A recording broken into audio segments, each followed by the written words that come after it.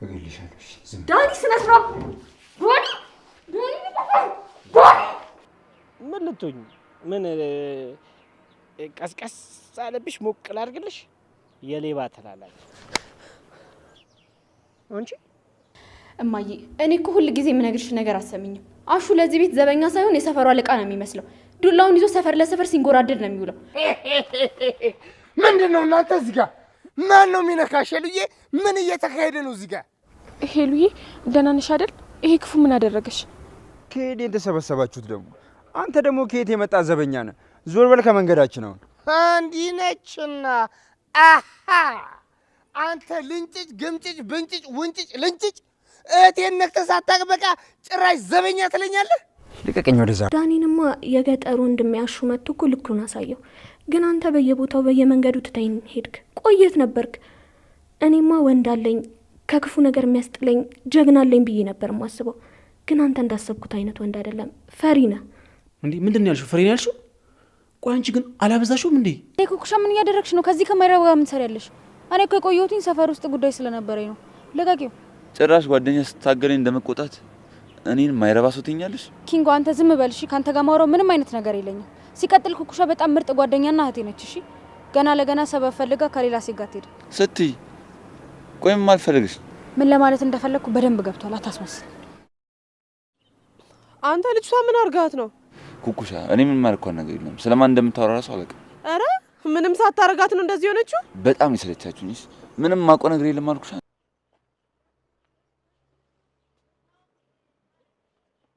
አንተ ደግሞ ምን ሆነ ነው? እሺ በቃ በእናትሽ ዝም በይ በቃ። እንዴ አንተም ላይ ያለ በቃ ጨለልክ ማለት ነው ዳይመንድ? ምን እሺ ነው አስተያየት? ቆይ እስቲ ስለ ራስሽ ንገሪኝ። ስለ እኔ ምን ማለት ፎንቃ ምናምን አራምድሽ ታውቂያለሽ? አይ ዳይመንድ ምሬን እኮ ነው። አቤ ጠላቶች አሉት ማለት ነው። ግን የአቤ ጠላቶች ለእኛ ምን ይጠቅሙናል? በጣም ትልቅ ጥቅም አለው ዳኒ።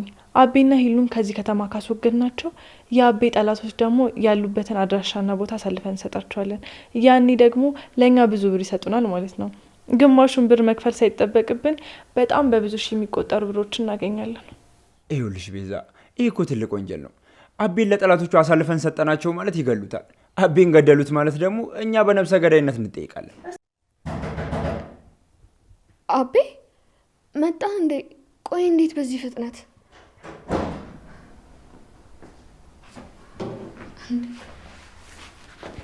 ዳኒ እዚህ ደግሞ ዳኒ ምን እያደረክ ነው? ጫዋለሁ ካልሽ እገልሻለሁ። ዝም ዳኒ ስነ ስርዓት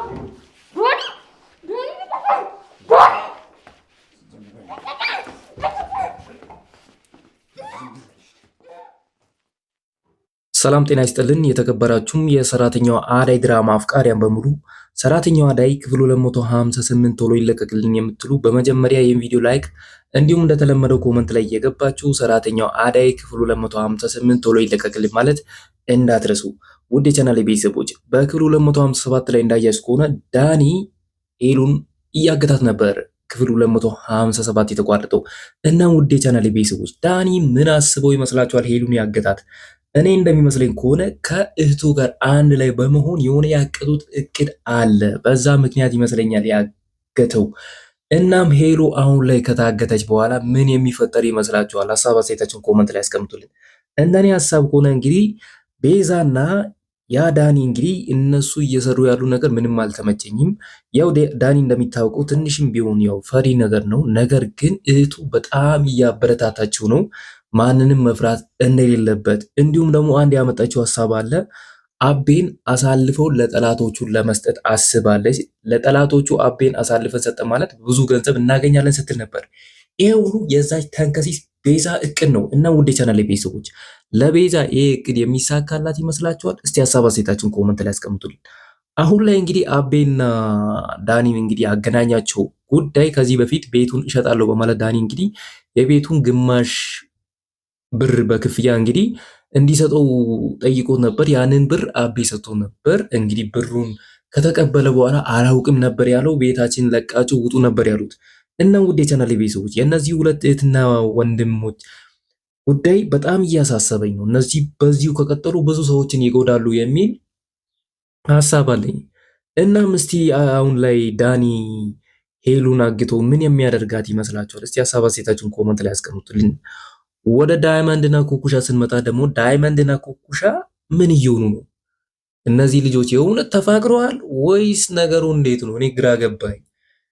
ወይ ዳይመንድ አይረዳትም ወይ ኩኩሻ ዳይመንድን አትረዳውም። ሁለቱ እርስ በርስ በቃ ሁሌ እንደተጨቃጨቁ ሁሌ እንደተበሻሸቁ እኔ ሲመስለኝ እንግዲህ ኩኩሻ አሁን ላይ በጣም ሆድ እየባሳት ነው። በጣም ዳይመንድ ከአቅሟ በላይ የሆናት ነው። እናም ዳይመንድን እንግዲህ በጣም የምጠላው ይመስለኛል በዚህ ሁኔታ ከቀጠለች። ዳይመንድም የሚያደርጋቸውን ነገሮችን እንግዲህ ባያደርግ እላለሁ። እሷንም አሁን ላይ በጣም እያበሳጫት ያለው ይሄ ነገር ነው። እሱ ለቀልድ ብሎ የሚናገረን ነገር እሷን በጣም እያናደዳት ነው። እንግዲህ እሱ እንደሚወዳት ያው የምናውቀው ነው። ፍቅር ገብቶለታል። እሷ ግን የእሱ ነገር ግራ ገብቷታል። ይሄ ልጅ ምን እየሆነ ነው እያለች ነው። እሱ እንግዲህ እውነቱን ተናግረው አንዳቸው ለአንዳቸው ካልተሳሰቡ ድረስ እንዴት ተፈቅሮ ሊኖሩ ነው? እንዴት ፍቅሩን ሊገልጽላት ነው? ስለዚህ ዳይመንድም ትንሽ ያው ሰከን ብሎ ፍቅሩን ቢገልጽላት እላለሁ። እነሱ ሁለቱ አንድ ላይ ቢሆኑ አሪፍ ነበር። ኩኩሻም እንግዲህ ትንሽ ቀዝቀዝ ትላለች እንዳየሁት ከሆነ። ሌላው ደግሞ ወደ ሩታ ስንመጣ ሩታ በጣም እያሳዘነች ነው። እንግዲህ በዶክተሩ ፍቅር ለማበድ ደርሳለች ማለት ይቻላል። ዶክተሩ ደግሞ በእሷ የተነሳ በጣም እየተጨናነቀ ነው። እሷ ትወደዋለች፣ እሱ ደግሞ የወዳት ሌላ ሴት አለች። እናም እንዴት ያለ ፍላጎቱ ከእሷ ጋር ይሁን ነው የምትሉት እናንተ? እስቲ ቆይ ዶክተሩ እስቲ ሩታን እሺ በላት የምትሉ እሱ እስካልወደዳት ለእሷ ምንም አይነት ስሜት እስከሌለው ድረስ እንዴት ከእሷ ጋር ይሁን? ለእሷም ጥሩ አይደለም። ሄዶ ሄዶ አንድ ላይ ቢሆኑ እንኳን አይወዳትም። እሷ እንደምትፈልገው ላይሆንላት ይችላል። ሄዶ ሄዶ ተጎጂዋ ሩታ ናት። ስለዚህ ካሁኑ ብትውላለሁ እኔ ይሄን ሀሳብ። ምክንያቱም ዶክተሩ ደግሞ ለእሷ ምንም አይነት ስሜት የለውም። እሷንም እያሰበ አይደለም፣ ስለ እሷም እያሰበ አይደለም። ነጋ ጠባ የሚያስበው ስለማን ነው? ስለ አደይ ነው። አደይ ብታገባ እንኳን በቃ አደይ አግብታለች፣ በአደይ ተስፋ ቆርጫለሁ ብሎ ወደ ሩታ የሚመለስ አይመስለኝም። በመሀል ተጎጂዋ ሩታ ናት። ስለዚህ ሩታ ይሄን ነገር ብትውላለሁ እና ወደ ቅምጥል ስንመጣ ደግሞ ቅምጥል በጣም እያበዛች ነው።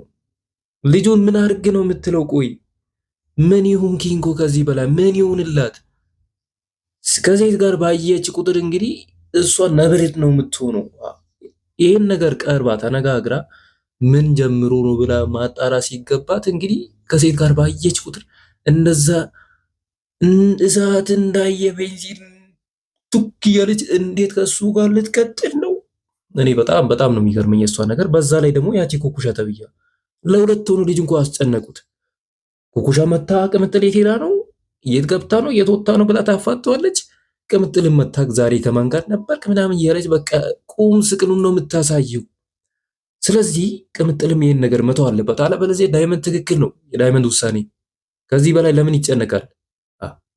የምን ጭንቅ ነው ለዳይመንድ? አፈቀራት እንጂ የእሷ እኮ እንትን አይደለም። ለምን ነው እንደዚህ የምታስጨንቀው? ልጁ በጣም ተጨናነቀ፣ ሰላሙ አጣ። በዚህ የተነሳ እኮ ብቸኝነት በስንት ጣሙ። ብዙ ነገር ሞከረ፣ እሷ ሊያስደስታት ሞከረ። ምንድነው የሚያስደስታት? ቆይ ቅምጥልን በአሁኑ ደግሞ ይዋዝላ እንግዲህ ያደረገውን ነገር አውቅ ያለው ምናምን በማለት እንግዲህ ያደረገውን ነገር ታውቃታለህ በማለት የማይሆን ነገር እንግዲህ አውርታ ነበር የሄደችው። ይሄ ለኪንጎ በጣም ንቀት ነው። እንደዛ እየተናቀ መቀጠል የለበትም ነው የምለው እኔ። ስለዚህ ቅምጥልም ጸባዩን ታስተካክል። ያቺ ኩኩሻ የምትባለው እየመጣች እንግዲህ የጓደኛዬ ፍቅረኛ ነህ በማለት በሱ ላይ የምትጫወው ነገር ማቆም አለባት ነው የምለው። የምን ስቃይ ነው ለልጁ? እና እስቲ እናንተስ ምን ትላላችሁ? ሀሳብ አስተያየታችሁን ኮመንት ላይ አስቀምጡልን። ሌላው ደግሞ በክፍል 257 ላይ እንዳያዝ ከሆነ የፍቅርን ነገር አይታችኋል። አሹና ሮማን እንግዲህ ሩታ ከቤት ሮጣ ስትወጣ ተከትለው እንግዲህ ከእሷ ጋር ሄዶ ነበር እሷን ፍለጋ። እናም እንዳጋጣሚ ደግሞ ማዘሯ ቤት ስትመለስ ሮማንም የለችም፣ አሹም የለም። ማዘሯ በጣም ተናዳ ነበር። ፍቅር ደግሞ በጣም እያከሳሰረች ነበር ማዘሯን እንድታባርር አሹን ከቤት እንድታስወጣው። ማዘሯ ግን እንደሷም አይደለችም። ለእኔ ከአሹ የተሻለ ሌላ ሰው ማግኘት አልችልም ነበር ያለችው። እውነት ነው፣ አሹ እንደ ቤተሰብ ነው። ስለዚህ የፍቅር ሀሳብ እንግዲህ ተቀባይነት አላገኘም። እናም በዚህ ጉዳይ በጣም ነበር ደስ ያለኝ። ወደ መጨረሻው ስንመጣ ደግሞ እንግዲህ ሄሉ በጣም ያበዛች አይመስላችሁም? ውድ የቻናል ቤተሰቦች በክፍል 257 ላይ ዳኒ ሄሉን ይዟት ነበር። በጣም እያስጨነቃት ነበር። እንደ አጋጣሚ ሆኖ ደግሞ አሹ አቤ ሲመለስ ሁለቱ እየተጨቃጨቁ ነው። ከዳኒ እጅ እንግዲህ አቤ ሄሉን አስጥሏት ቤቴስታም እንግዲህ ብሎት ነበር። እሱ ጥልን አልፈለገም፣ ጸብም አልፈለገም። ሁሉም ነገር በፊት መጨረስ ነው የፈለገው። ነገር ግን ወደ ቤት ሲመለሱ ምን አለች? አንተ እንደጠበቁ አይነት ወንድ አይደለም። እኔን ከማንም መጠበቅ አትችልም። ያ ከገጠር የመጣው አሹ እንደሚጠብቁላ አንተ ያን ያህል ማድረግ አልቻልክም ነበር ያለችው። ይሄ ነገር ለአቤ በጣም በጣም ትልቅ ስድብ ነው። እውነት በሚስቱ እንደዛ መባል አትችልም እንደመባል የሚያምን ነገር የለም። እናም በሰዓቱ አቤን በጣም ተናዶ አላበዛሽም እንዴ ምናምን ነበር ያላት። ሲመስለኝ ሄሉ የእውነት ፍልጥ ነገር ናት። እውነት እንደሚባለው እስከ መቼ ያ የኋላ ቀር አስተሳሰቧን ይዛ በዚህ ሁኔታ ተከትላለች? አቤን እስከምትወደው ድረስ ከአቤ ጋር ተስማምታ በአቤ ሀሳብ እንግዲህ ልጸና ሲገባ አቤን እንደዛ ማለቷ ተገቢ አይደለም። አቤም እንግዲህ በሰዓቱ በጣም ስሜታዊ ሆኖ ተናግሯት ነበር። በመጨረሻም ጥፋተኝነት ሲሰማው ይቅርታም ብሏት ነበር። ቢሆንም ግን ሄሉ እንደዛ ማለት አልነበረባትም። ሁሌም እኔ ትክክል ነኝ፣ የገጠር ህይወት ነው የሚሻለኝ፣ ከተማ አልወድም ማለቷ ትክክል አይደለም። ወዳው ፈቅዳ እስከመጣች ድረስ የከተማ ህይወት ለምዳ በከተማ ከሱ ጋር አንድ ሆና ተመሳስላ መኖር አለባት እንጂ ስለ ገጠር ማውራቱ ለምን አስፈለገ እዚህ ጋር? እና ውድ የቻናሌ ቤተሰቦች ስለ ሄሉ አንዳንድ ነገር ማለት ፈልጉ ካላችሁ ኮመንት ላይ እየገባችሁ ማለት ትችላላችሁ። እኔ እንግዲህ እስከዚሁ ድረስ ከመጣሁ በጣም ነው ማመሰግናችሁ። ለዚህ ቻናል አዲስ ከሆኑ ሁሌም እንደምላችሁ ሰብስክራይብ፣ እንዲሁም ይህ ቪዲዮ ለብዙ ሰው እንዲደርስ ላይክ ማድረግ እንዳትረሱ እያልኩ እኔ ከወዲሁ ልሰናበታችሁ። ሁላችሁም በያላችሁበት ደህና ቆዩልኝ። ቻው።